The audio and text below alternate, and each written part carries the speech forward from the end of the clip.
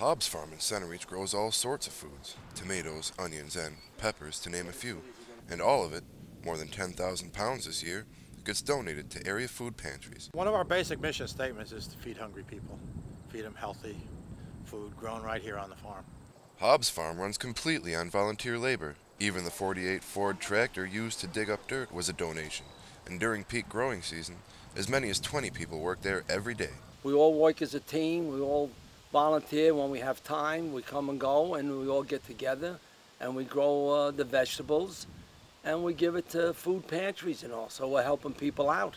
Project directors want the farm to be an education portal for people unfamiliar with the area's rural farming history.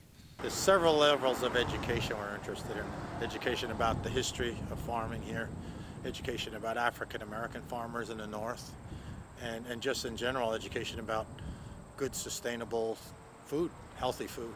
Ideally, workers want Hobbs Farm to be a local source of healthy food and a field trip destination for area schools. We want to see kids here having a good time and picking something right off the vine and eating it.